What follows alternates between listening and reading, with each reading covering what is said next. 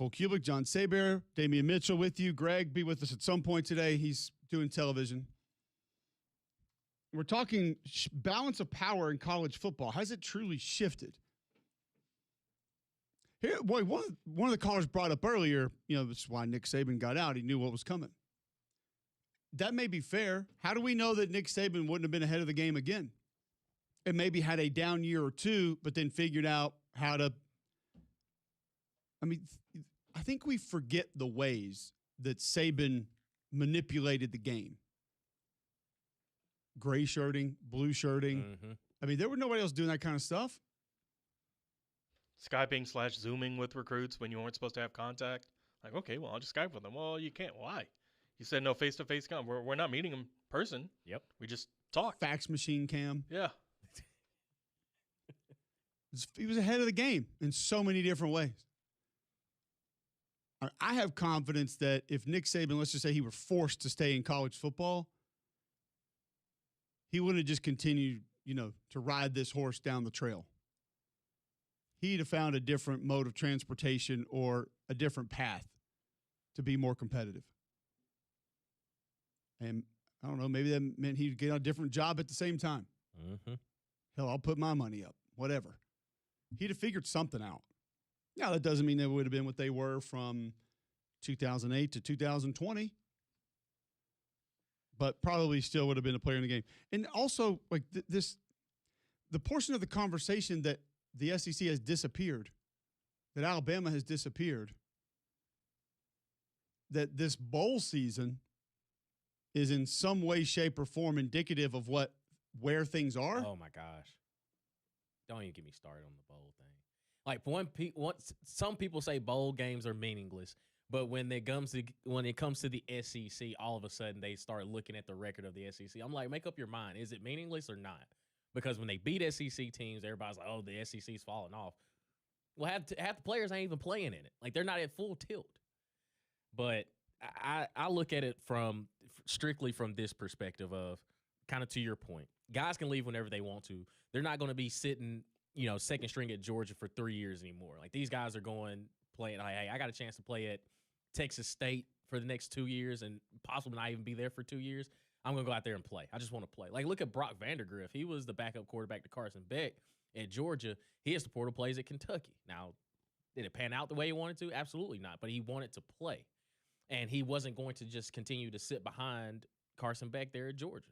And then even Carson Beck hits the transfer portal from Georgia, playing in national title games, playing in the college football playoff, goes to Miami, still has success. Like, it's the ability to go wherever I want to go, even if I am happy at the place that I'm at.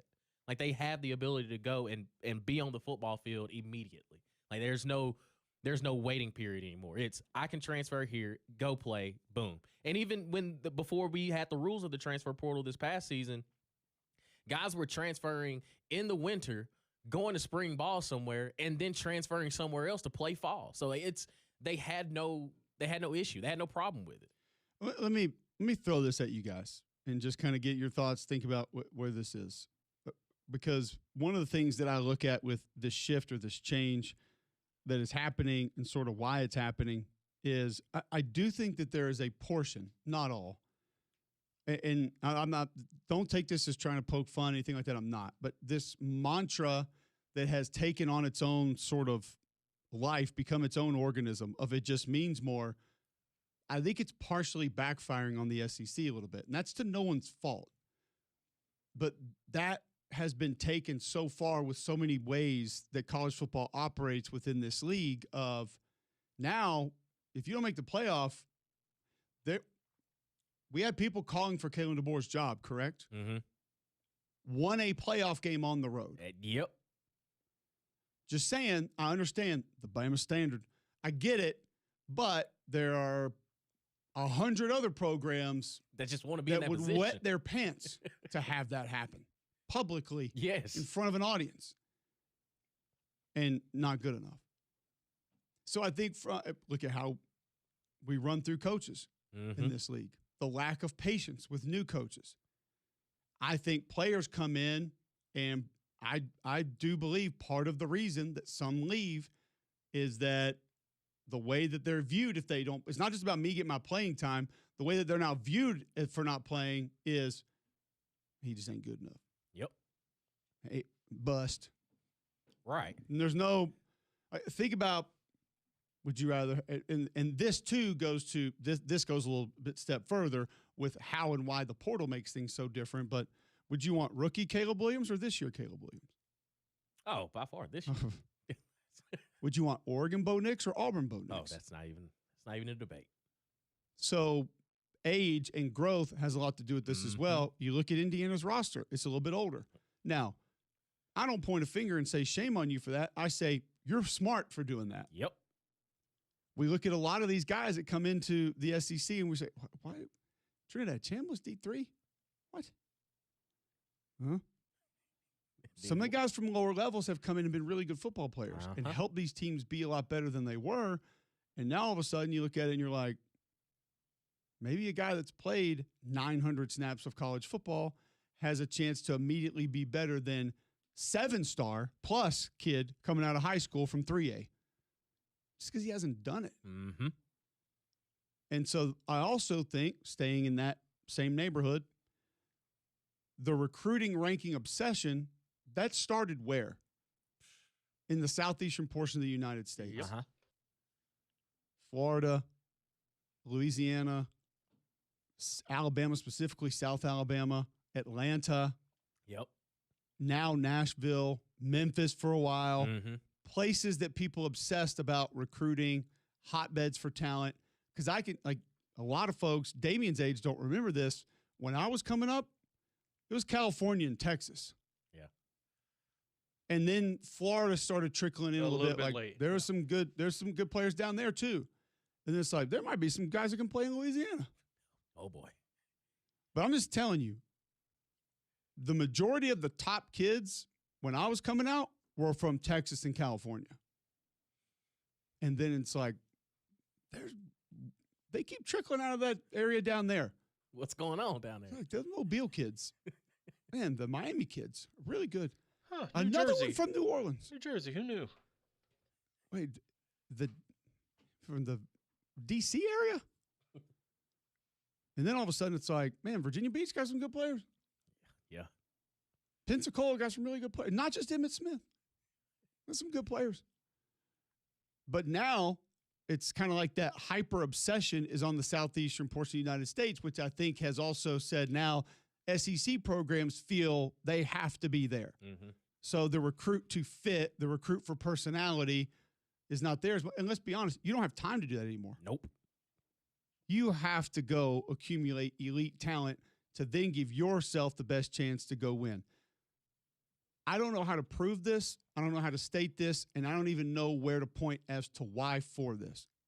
But I do believe for some reason in the Big Ten right now, there is a little bit more of it's a little more allowed or welcomed to build a team as opposed to collect elite talent.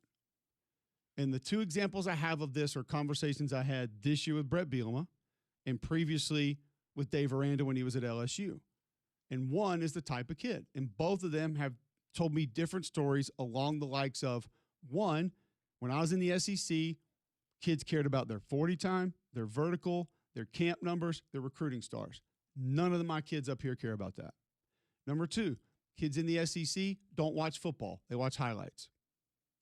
Kids up here, they watch Tuesday, Wednesday night action. They watch Monday night football. They watch Sunday night football. They sit in their hotel room and watch games all day before we play at night, which is like twice a year. And then they go home after our games and they watch more college football at night. They actually watch the games. So what do you get by that? You get better conceptual understanding of the game. Mm-hmm. You get more situational awareness. You get better understanding of concepts and how they operate and how they work, what to do in certain points in time of the game. You probably know how to play more positions. Right. Just they get less kids that come in and say, I am a left tackle. Mm-hmm. I am a boundary corner. It's just like in baseball. Like, I'm shortstop. No, you're not. Your lateral quickness is not going to go. No, I'm shortstop. You could probably be drafted as a second baseman. I'm shortstop. Yep. I mean, I've told the story of a kid in the Southeastern Conference who literally was a second-team left tackle because he would not start for the team at right tackle. volunteered, No pun intended. pun intended, to be second team left tackle as opposed to starter right Starting tackle, right tackle. specifically when the year before right tackle was drafted 10th from that program. You should have been chomping at the bit. I'm left tackle. Like, dog. I mean, it's almost like caveman mentality, like me left tackle. Cannot even see anything else. That's it. Yeah. So, I mean, I think, and I don't know where that generates from. I don't know how you change that. I don't know if that can be changed.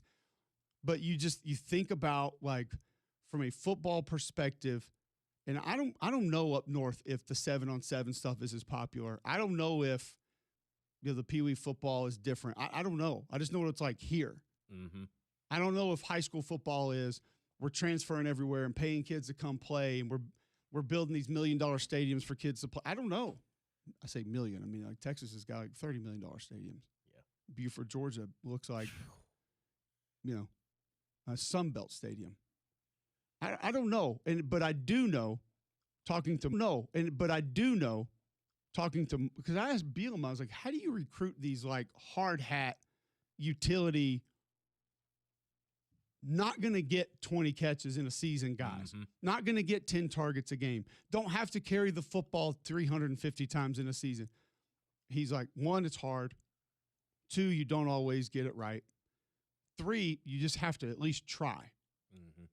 It can't be, look at him on film, we got to have that guy. He's like, I have a list of questions that I have to ask I sit down and I go, it was really cool. He's like, one of the questions I asked is like, how'd you get your name? I'm like, what does that have to do with football? He goes, it doesn't. It helps me get to know the kid. He goes, and a lot of them have no idea. Like, why are you named Cole? Why are you named Damien? And some of them, there's a lot of them, I don't know. He's like, but it gets them talking. Right. Because if you say, do you like playing guard? They've been asked that question 100 times. Mm-hmm. He's like, not many other coaches ask you how you got your name.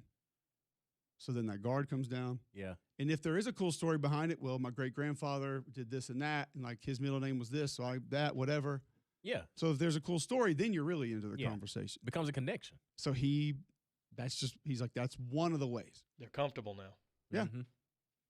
But he still recruits personality. And like, it's not pointing a finger at SEC coaches, but I wonder how many of them do. Once again, because the pressure is mounted the way that it is, the expectation is where it is. And this is not, think about it. It's not just winning games. Like, how many people, Auburn fans, were so pissed off at Brian Harsin and Hugh Freeze, not because they weren't getting good players, because they weren't in the top 10 in recruiting, or how many SEC teams were ahead of them in recruiting. Yep. When you could have realistically sat back and said, let's see if they're good. Let's see if they make it work. No. There's 8 SEC teams in front of us, even though we're ranked 12th. This feels really good. Feels right. Why are there 9 SEC teams in front of us? How's Missouri ahead of us? Why do we have only 4 4-stars? Mm-hmm. But that's where it is right now. And I will honestly say this. I don't know if Michigan fans and Ohio State fans and Oregon fans and USC fans are pounding the table like that. I don't know. I know they want to get good players. Right. But, like, are they calling into, McDougal and Cornball in the morning saying, why are we 20th? I have no idea. And I don't know what the shows in those areas are called. Like, are they calling Bobby Carpenter show in Columbus and saying we should be top 5? We have no 5-stars. Like, do they get that mad about that? Because, like, we have Mississippi State fans that get mad about that. True. Like, Tennessee fans get mad about that. Oh, yeah, they do. Like, South Carolina fans get mad about that. You said Missouri fans. Like, they're in a place now where they're like, well, hold on. We've been top 15 3 years in a row. Now we're 20. Yeah. Not on my watch. We need more government regulation for help recruiting. Take the taxes away. I don't know. No, that's real. But I do know what the mentality is here. And it's like, if you're not top 10 recruiting class, don't care about what they've done. Yep. We just need to pretend that they're going to be really good. If you're not that, we're angry. Get 100%. him out of here. Fire him. So I do think all of that works towards some of this. Mm-hmm. And now with the ability for guys to leave with all that pressure and all those expectations, it's kind of like, man, I'm out. And then we churn coaches, and you got to start over again. So, and like I had a guy making fun of me yesterday after I went on Josh's show to talk about this because Josh Pate wanted to talk about it. And I was like, you have to take all the things into consideration. And I brought up venues. And so some guy immediately is getting mad about this guy saying SEC is harder because of venues. All right, well, you tell me how many places in the Big Ten are you scared to go play? Like how many places, if the teams were equal and you were going to play there, would you say, now you tell me you got to go to the Big House? I'd be like, that's complicated. True. You got to go to the Horseshoe. Yeah. Yeah, it gets loud. Whew. You got to go to the Coliseum. My first question is, how good are they? Right. Is USC in contention? Because if they got a chance to win a title, that might be rough. Because all of a sudden, Snoop Dogg and Will Ferrell and Nick Lachey are all walking around the sideline. But if you're not good, Nick Lachey. He's relevant now too. Of all the I saw him cheering in the box Yeah. on the show back in the days before your time. He became a USC fan for a minute. Reggie Bush. It was that team. Reggie Bush effect. But I'm give me Oregon feels like a tough place to play. I can tell you Washington is a tough place to play. But Northwestern. Well, they're it's Wrigley right now, Yeah, part-time, right? they're in construction, so I can understand. Rutgers doesn't seem too daunting. I mean, there's been a Thursday night or two, maybe. At best, yeah. Yeah. Michigan State when they're winning, I think. Don't see that happening. I don't see Minnesota? people being like, we got to go to Purdue. Now you got to go to Minnesota the second week of November. Yeah, but not because of the fans. It's 8 foot of snow. That's the same thing as Boston College. Like, you think Miami wants to go to BC November 20th? No. Just like Steve Spurrier literally went to the league and said, "Don't make us go to Lexington in November anymore, please. My players hate that." It's basically the Oh, North. you got them week 2 for the next 25 years. It's basically the North. But like you go play in Starkville, man, and listen, if I'm a homer and like I have blinders on, cool, call me out for it. But like you go to Starkville and play, you go to Columbia, South Carolina and play. It's loud. I mean, no one has to talk about Baton Rouge, Gainesville, Knoxville. Like we know. Mm-hmm. Auburn, Tuscaloosa, Georgia are all very similar, and they're tough places to play. I put the other 3 a little bit ahead, but they're tough places to play. I just think people don't realize Starkville, Columbia, and some of the other schools. I think Arkansas is a tough place to go play. Yeah. Especially if those teams are pretty good. And I think it's different collectively top to bottom because of some of the passion, because of how much it means. And then you could roll that into the conversation of how many pro sports in Mississippi, how many pro sports in Alabama. Exactly. A lot of the Big Ten schools, they're cheering for the Vikings, man. Mm-hmm. They want the Bengals to win. Yep. They might cheer for the Browns. Some. At least the individual players. Yeah. So there are a lot of differences that play a part there, but to just say you can't count that, I don't think that could be a real part of it either. So a lot of things at play here as to the shift of balance where we are in college football. We'll talk about it more next on Jocks.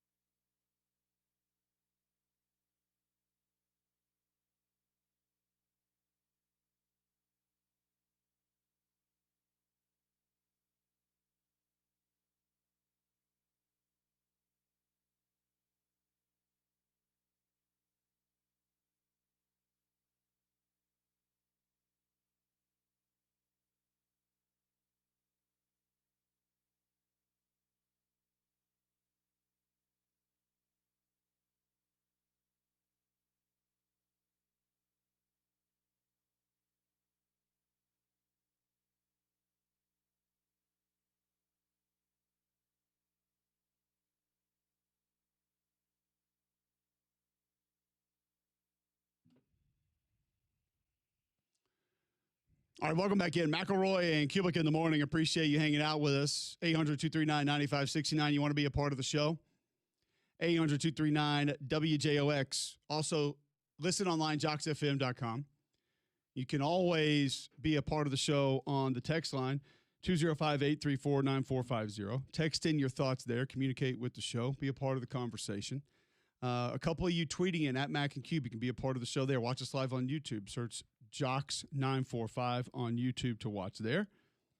And if you miss any of those shows, the app has the podcast. JocksFM.com has the podcast, or go rewatch the show on YouTube each and every day. Gusty Ghouls and the Gusty Ghouls Group want to get you in a new home here in Central Alabama.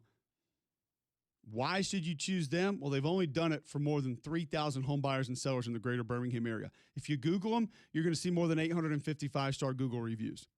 That's the kind of success that they've had since 2012. Gusty Ghouls Group recognized both nationally and locally as Greater Birmingham, Alabama's #1 team in homes sold. So call 205-542-1996 today, brokered by eXp Realty. Gusty Ghouls knows what's coming available, knows what you should be able to get for your home, and they're going to fight for you to get it. That's why you go to GustyGhoulsGroup.com today or call 205-542-1996 and start packing. What are people saying on the text line, Damien? Ken in Minnesota says, good morning, guys. I live in Minnesota, and I can tell you no one here is raising hell about recruiting up here. You almost wouldn't know the Gophers had a team. LOL. Love the show. Roll Tide. Thank you for listening to the show, number one. I don't think that means that there are not diehard Minnesota football fans out there somewhere. Of course there are. But to the extent that we see Ole Miss, Mississippi State. Yeah. I mean, we've seen some Vanderbilt fans come out of the woodworks here this year. They have.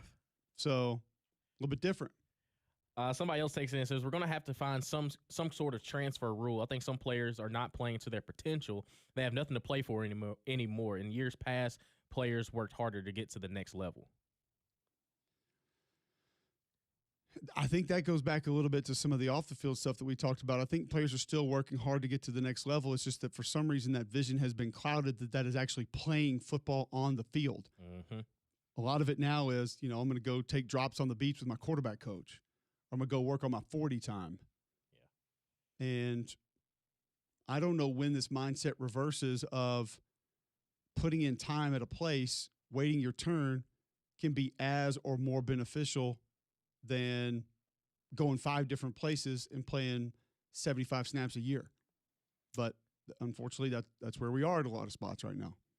Thomas texts in, he says, the annual free agency in college football has hurt the ability of teams to establish continuity. Teams that can build and hold through high school recruiting and get pieces through the portal are most successful. I still think the top to bottom, the SEC is head and shoulders above other conferences.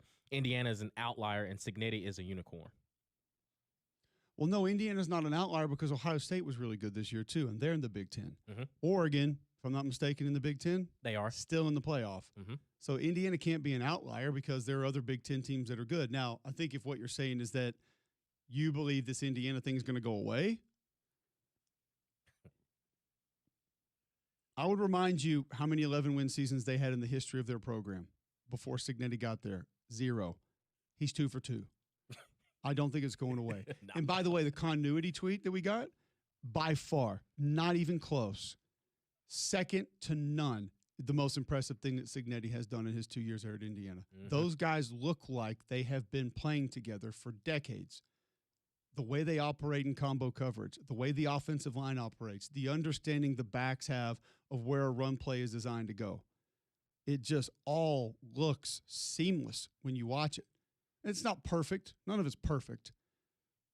But when you compare it to other teams' wherewithal, understanding what's happening, what's going on, it's not even close.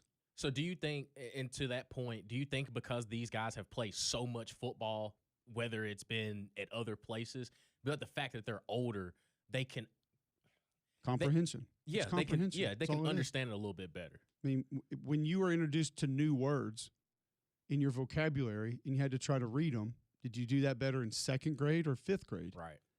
It's like my daughter picks up, a piece of mail or a flyer or a book now, and like she reads words that I didn't know she had been introduced to. My 8-year-old tries to do that. He's never seen those words. Mm-hmm. So she can just motor through them, and he's kind of like, hold on, I got to figure this one out. Well, the comprehension's totally different at her age. Football is the same way. you put 5 offensive linemen next to each other that have played a combined 3,200 snaps, as opposed to a couple of guys that have played 300 snaps total. Mm-hmm. There's just an understanding of what's being asked. I mean, I use the example all the time of when we went from Jimbo Fisher's offense to Noel Mazzoni's offense. Year 1, it felt like it was a lot better, but year 2, now I had 3 years in that offense, 2 years in this offense. That's when I started looking at safeties and where they were going. Look at how corners were playing before. Mm-hmm. I never even thought about that stuff before that. So just the overall understanding of just football in general is totally different when you get that kind of experience. And by the way, it doesn't look like they're slowing down on it. I mean, look what they're doing in the portal. They're getting guys who have played. Yep. So this is what's going to happen. Again, people are going to say, well, they didn't go get a bunch. They didn't go get so-and-so wide out. You know, they didn't get Joe Capoto, the running back. But what they did go get is guys who've played 700, 800, 1,200 snaps of college football that wherever they were pretty good. Yep. And are going to be able to come in there, and they're not going to have to sit down and teach them. They don't have to start over with football 101. No. These are the things we do. Mm-hmm. Learn them now. Okay, cool. We can get that done in a week. That's why he has that speech the other day about not practicing more than 90 minutes. Yep. They don't practice more than 90 minutes. That's insane. How many times did you practice 90 minutes at Birmingham insane. Southern? Like, maybe because of I weather. don't even or think something. our Thursday practices were less than 90 Right. minutes. No. And that was like a walkthrough to get ready for the game. Exactly. He's taken a totally different approach on a lot of what's happening. And for some of the reasons we've discussed, that's why it's working so well for him. And I think to that point, going back to last season, I remember you being so high about Ahmad Hardy coming to Missouri, and you're like, this is going to work. Like, that son gun has ran up and down the field in Louisiana. It's going to work. Running the same plays. The same thing. And there's a feel. Mm-hmm. It's not even all, hey, do you know whether to go left or right on this play? It's, hey, that defensive end's helmet is showing up outside the tight end right now. Go ahead and get inside. Yep. Or I don't see color outside the tight end or the tackle. Continue to ride that thing outside. Oh, he's there now. Okay, get inside. Mm-hmm. Patient. Get north and south. Like Tank Bigsby is the greatest example of this. When you watched him initially run outside zone in Brian Harson's scheme, which is, by the way, works at 100 places, he took the ball and ran as fast as he could. It didn't work at first. It took him some time to realize, oh, if I give this a second or two to develop, that's why, like, go watch the 44 kid at Houston this year. Mm-hmm. The little white running back that they got from Rice. Now, by the way, if you go look at his career numbers, he has like 1,100 carries and like 400 receptions. The dude's played a ton of football. He played some ball. But it's like he's actually one of their faster players. Mm-hmm. But his advantage is he gets to full speed in 2 steps. But he doesn't go full speed as soon as he gets the ball. And it's like he's not quite as twitchy. So him being a little bit of a step slower allows the play to develop, and then he is able to find a seam. That overall comprehension and understanding is totally different. It changes everything. Yeah. What else you got? We see some. We've got some people talking about when you said McDougal and cornball. I mean, I'm not. That was not directed at anybody. I just don't know the names of the shows in Big Ten country. Sorry, Bobby Carpenter and the Boys. I know he does radio in Columbus. I don't know the name of his show. I'm sorry. The Boys.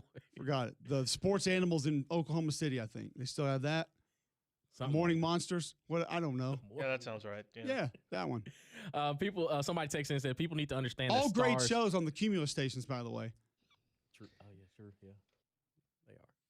Only on those family of networks. Somebody texted and says people need to understand the stars are given for no contact camp performances, not performances on the field. I don't know. Maybe that's. I check PFF for all my star ratings. Oh, stop it. I do. That is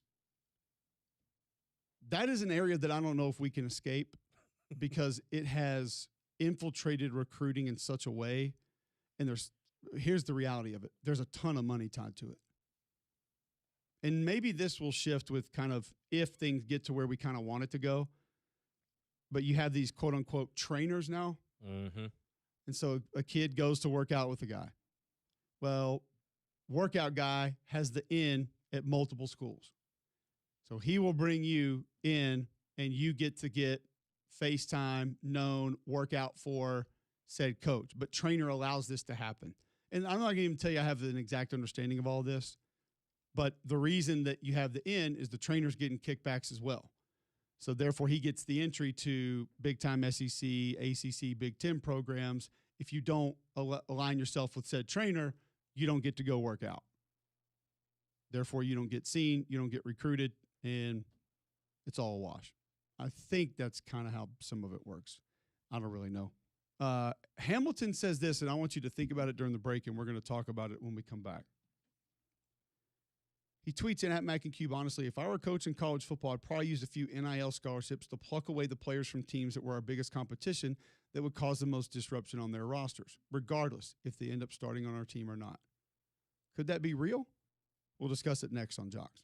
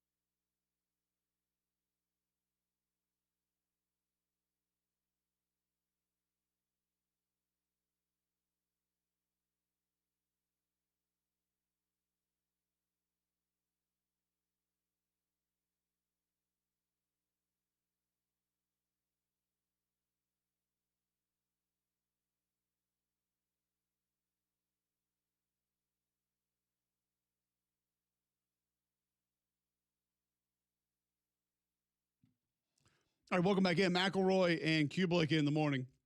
Appreciate you guys tuning in. 800-239-9569 if you want to get in. Tweet in at Mac and Cube. We will hear from some of the coaches and players involved in the college football playoff coming up next hour. Taylor Tannenbaum of the ACC Network with us at 9 a.m. this morning. We'll talk Miami in the college football playoff and how their matchup with Ole Miss is going to look later this week. We read the tweet from Hamilton. saying that if he were a college coach, he would pluck away guys from another team just to hurt that team, even if he didn't think they were going to help his team. I can tell you right now, Hamilton, this is happening. Now, it doesn't happen to a great extent because how many guys are going to come to your school if they're not assured a place to start or you're paying top dollar?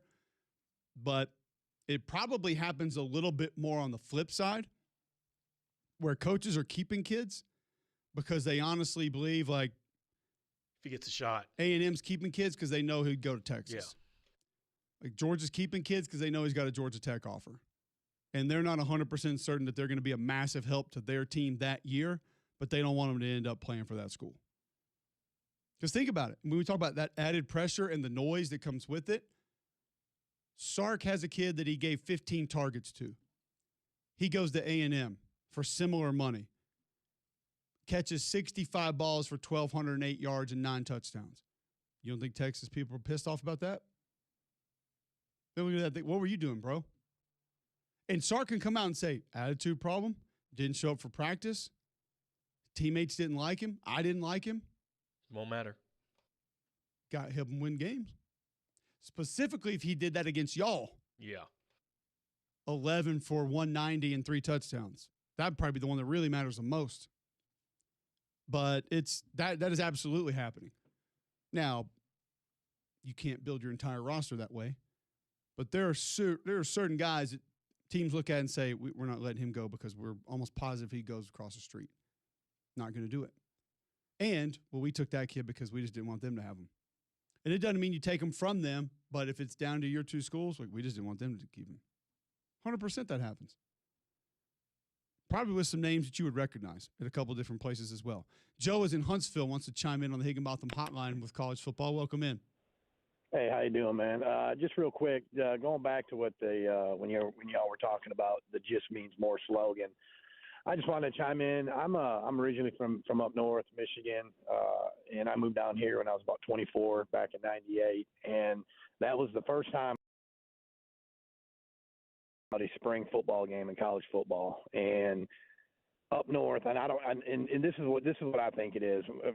Now, I was a big Chicago fan, but anyway, like let's say Michigan, when you have college football, when college football's done, you still got some pro football with the Lions, you got the Pistons with basketball, you got the Red Wings with hockey, you got the Tigers in the spring with baseball. Then the time baseball's done, you're right back into college football. I live in Alabama, and here it's just like 24/7, 365. It's Alabama football because that's all they had.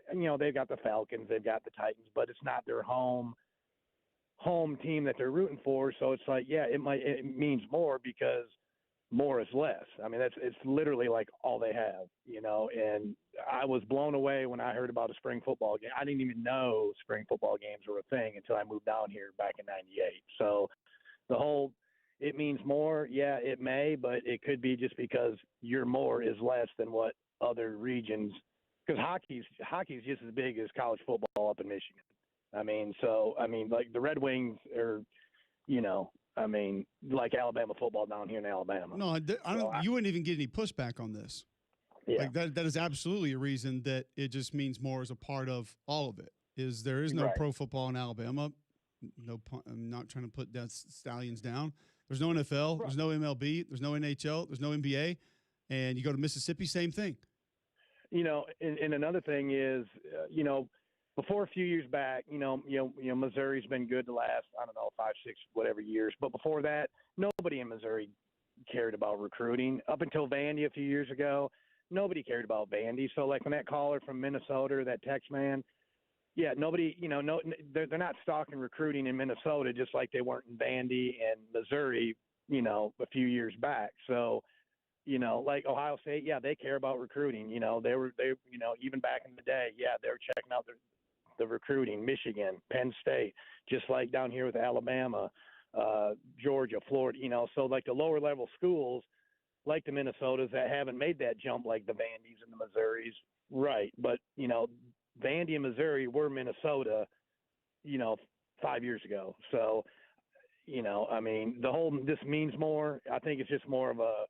Because down here in some states, more is just less. And I love the show. I'll get off and keep listening. No, I appreciate it. I think one of the more surprising conversations we ever had on this show I was around LSU, and we were talking the Lane Kiffin job. And John Saber, our producer right now, is from New Orleans. And we went back and forth on what means more, Saints or LSU. I still contend that in the heart of Louisiana, the heart of New Orleans, it's the Saints. I think the rest of the country, rest of the state, feels more with LSU, but in and around, even where Tulane is, Uptown, Garden District, all like that, it's Saints. Yeah. But you said the entire state. It's LSU. Yeah. And I actually had that conversation with Roman Harper, who won a Super Bowl with the Saints, said the exact same thing.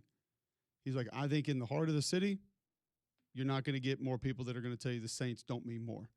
He's like, now you drive for 20 minutes, an hour, get outside of New Orleans, it's LSU. It's just LSU. Yeah. It is. So. And this is when the Saints were bad, too, not since the Drew Brees or anything else like that. I'm talking 70s, 80s, post-Archie, 70s, 80s, early 90s, like before they even won a playoff game. It was still like that. I mean, outside of, I don't know, choose your poison, Buckhead, perimeter, whatever. Dunwoody, yeah. But, like, what do you think? Let's not even say, like, what matters more.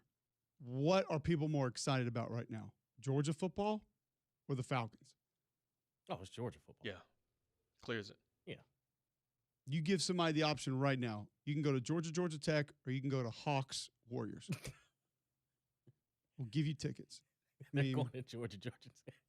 I don't know, man. They might want to see stuff because they like load winners. management. He might not even play. That's true, yeah.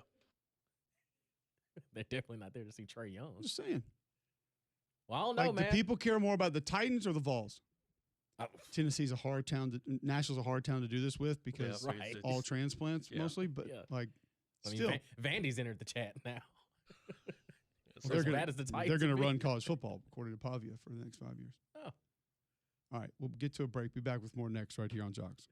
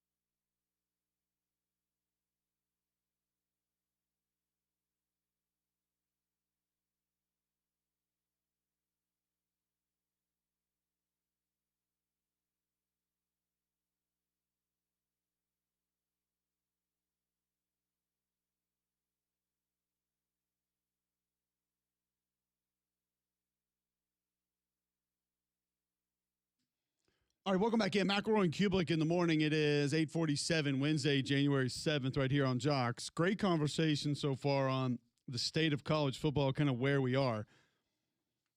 I did have a tweet coming into the show from Auburn Built 19. And from a financial standpoint of kind of where we are, this goes a little bit of a different direction, but I wanted to address this because I'm kind of surprised that people are surprised by certain things.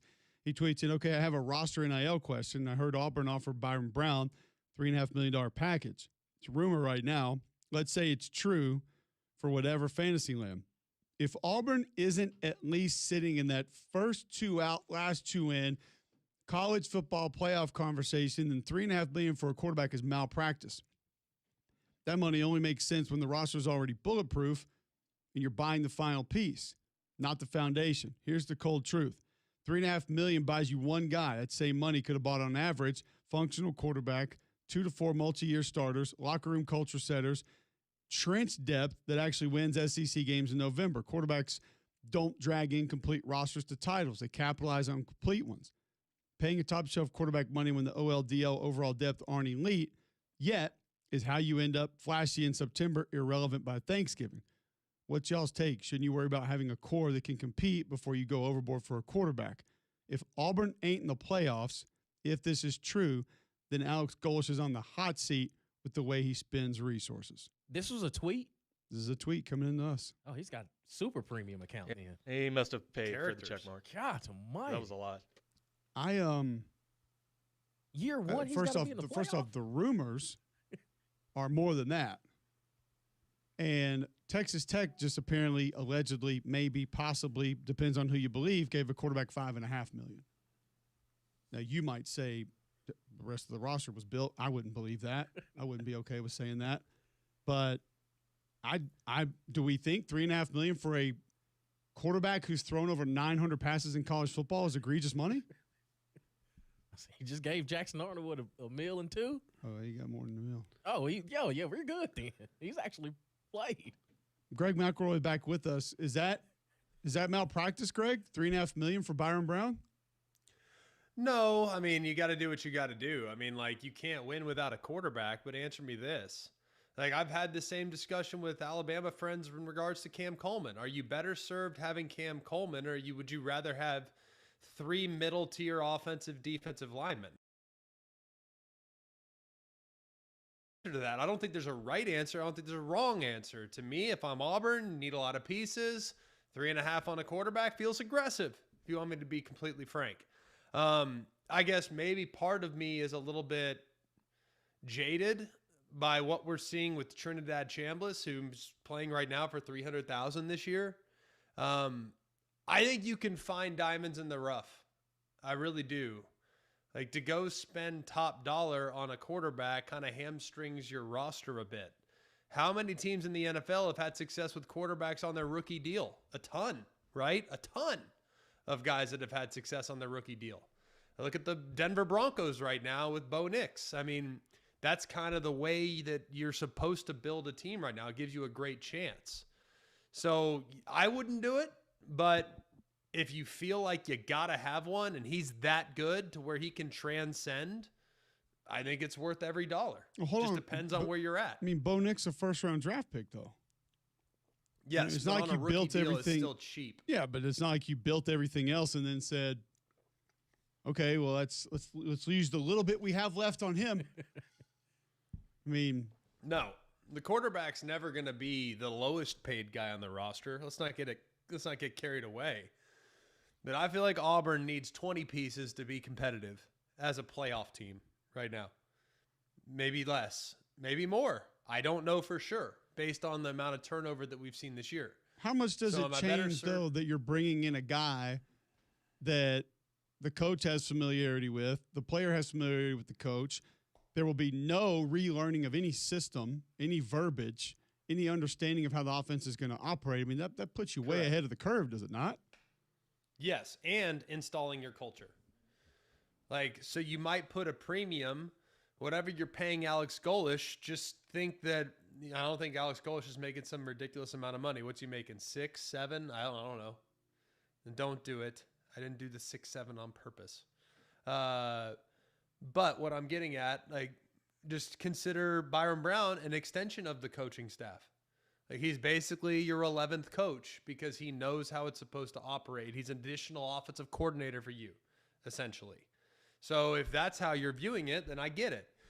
The other thing I'd always have to ask as it relates to contract negotiations like this, what was the likelihood that Byron Brown was going to go somewhere other than where Alex Golesh was coaching? Not high. Yeah. Probably not high, right? No. Could you have gotten him for less? Probably. Just being honest. I don't know who else is in the market. Who else is bidding for him? I don't know. We also don't know if it's three. We don't know if it's 3.5. I mean, I saw 4.5 people saying yesterday. So we don't. I mean, I'll be able to get close to it at some point. I don't know right now. Mestamaker apparently followed Eric Morris for 3.5. So maybe it's about the average. I mean, these are all reported. None of these are set in stone. Maybe there's escalators. Maybe there's incentives. Maybe there's all this other stuff that we don't know about contractually. The other thing I would say too is, like, I think Auburn learned the hard way this past year. If you don't have a quarterback, you got no shot. None. So maybe do you overspend a little bit to a guy who has a high floor? Yeah, I can live with that. You know what I'm saying? I can live with that, given how things went the last couple of years. Also, but what else is available for all those other pieces? Like this assumes that you're ignoring great offensive and defensive linemen to go get this kid instead. Nobody said that had happened. Like, how many receivers are being passed up to get him instead? Like this is almost wideouts that left. Well, there are. I'm not saying that they're not, but who could you realistically go get? I would have kept Malcolm Simmons come hell or high water. I think he's a really good player. I don't know if I could do it for Cam Coleman because I don't know if the price tag is worth it. But for Malcolm hold on a Simmons, second. But hold on. For not worth it because of what? Like the headaches? No, because he's might be paid 1.8. I don't know. Oh, that's a lot for a wide receiver on a team that won 5 games Malcolm last Simmons? year. No, Perry Thompson. Perry Thompson went to Minnesota. Sorry. Probably about 500. I was going to say, if it's a surrounding BS, then you probably would have swiped left on Malcolm Simmons too. So I want Malcolm. There's a lot with that. Okay, if you want the headaches, headaches, then you get it. Like, as far as skill, as far as like talent, I think in this offense he would have been really good. Okay. Like, I just look at how Tennessee uses Staley. Like, I just think Malcolm Simmons in this offense would have been awesome. Maybe it's selfishly, I just would have liked to have seen it as much as anything else. Well, I think there were some folks that are like, we're good there. That I don't think that was a talent decision. I also think there were decisions made of deciding not to speak to the new regime. So that's dumb. Like, Jalen Hyatt won a we don't even want to have a conversation. Office, like, I'm at least having a conversation. Like, oh, tell me I can do what? I ain't got a block. I said, there's a lot. It's a lot. Is all I'm going to say. It's a lot. Not a lot of tears shed, I don't think. Would have loved to have had, but worth, no, not. Casey tweets into the show that it is Nathan's birthday today, WDE War Eagle. So happy birthday to him and War Eagle. All right, Big Nate. Nate. Start taking those. Getting that done. Nate Dogg. Happy birthday, brother. We haven't gotten Greg's thoughts on kind of this shift in power that a lot of people are having a conversation about. We'll do that. But next, we'll talk to Taylor Tannenbaum about the ACC possibly winning a national championship this year, next on Jocks.